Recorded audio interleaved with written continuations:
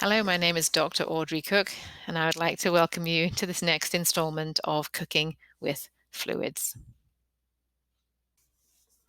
This video covers lesson number 4, the ins and outs of maintenance fluid planning. So what do we mean when we talk about maintenance fluids? Well, the simplest way to think about it is to recognize that what we're trying to do is basically compensate for two forms of loss: losses that occur via the respiratory tract and losses that occur via the kidneys. So these are kind of essential, unavoidable metabolic losses, and our maintenance plan is designed to deal with these. Now, you may well remember this slide from the first lecture looking at the big picture of fluid therapy. When we're thinking about the nature of the losses that occur across the respiratory tract and the urinary system, you've got to recognize that those have some specific characteristics. Essentially, respiratory loss is a pure water evaporative loss across the airway, and urine contains only modest amounts of sodium. So if we were to actually collect what came off of a patient from the respiratory tract and through their urinary system, we'd have a fluid that contained about 30 to 40 millimoles of sodium.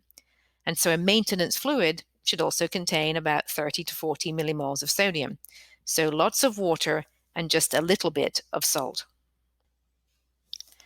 Whenever I talk about fluids with the 4VM students in the clinic, I bring up the analogy of my swimming pool. When we moved to Texas, I was very excited to put in a pool, and we chose to put in a saltwater swimming pool. And this taught me a lot about fluid planning, because a saltwater pool has a couple of very specific needs. It has a target osmolarity, meaning how much sodium it wants, and it has a target volume for the machinery to work perfectly.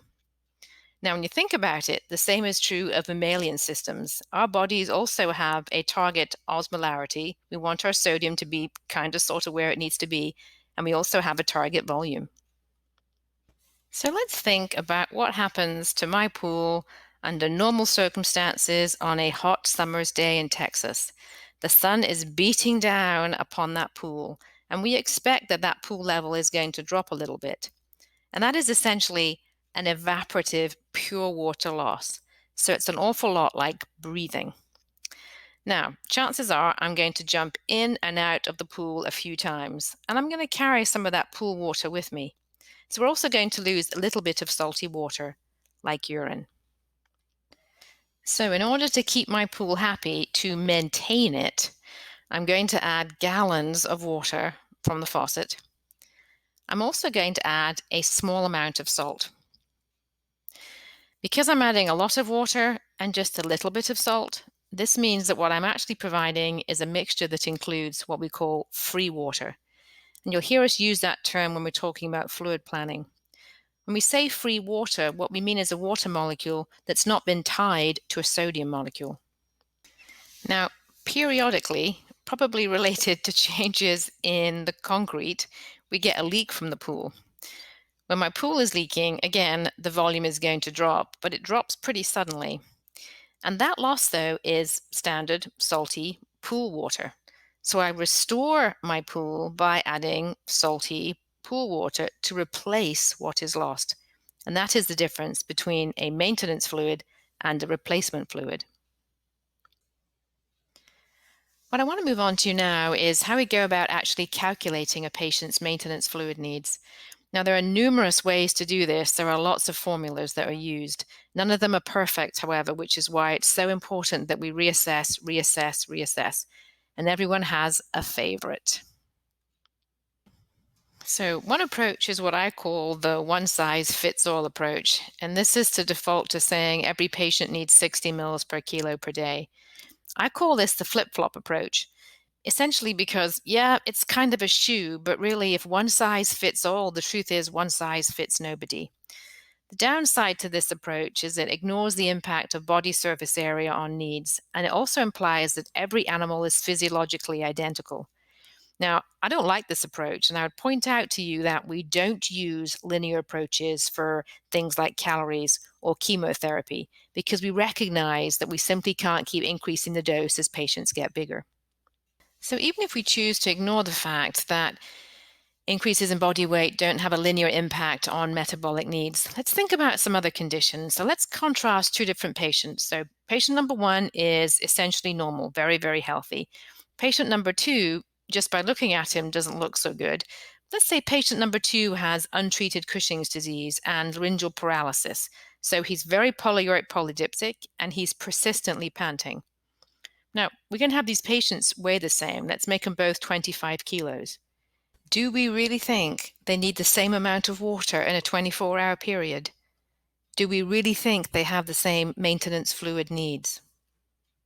So as you can tell, I'm not very fond of the 60 mils per kilo per day approach, and I prefer a tailored approach, an approach that's actually designed to make a fluid plan that fits the patient as best as I can. And so I use a formula that indexes their body weight to the 0.75 and then multiplies that number by a variable factor.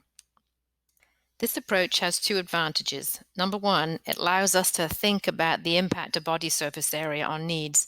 And number two, it makes us think very specifically about this particular patient. So my standard approach is always to use kilos to the 0.75 times a factor. And that factor is going to range from 70 to 130. And to make my life easy, I say it is 70 or 100 or 130. And I'll use 70 if you're basically a normal animal, nothing significantly wrong with you.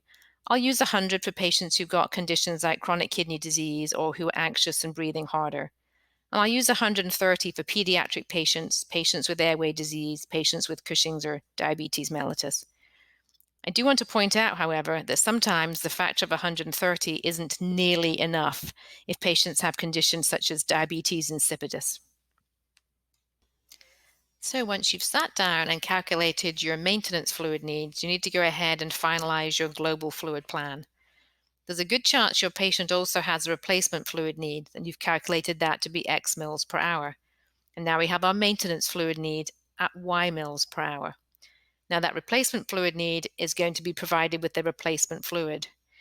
It would be really nice to provide the maintenance fluid need with a maintenance fluid, but it's okay initially for the first 24 hours to just simply use the same R fluid for both. So add X to Y. After 24 hours, though, we need to sit down and rethink this plan. The reason we need to rethink our fluids after 24 hours is that replacement fluids don't provide our patients with any free water, and free water does matter. When we're giving an R fluid, we're providing an awful lot of salt, and too much salt causes problems. It drives volume overload, so patients are more likely to have compromise from that issue. Also makes our patients uncomfortably thirsty. I'm always concerned when a patient I have on fluids is seeking water, because to me, a thirsty patient means one of two things. It's undervolumed or it's oversalted. Potentially it's crazy, but crazy is rare. I want to take a moment to just share with you the power of the water bowl.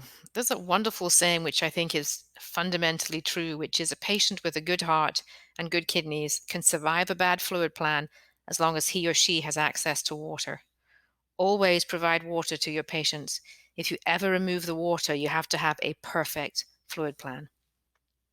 So the take-home messages for maintenance fluid planning are pretty straightforward. It's really important that we consider the needs of this particular patient.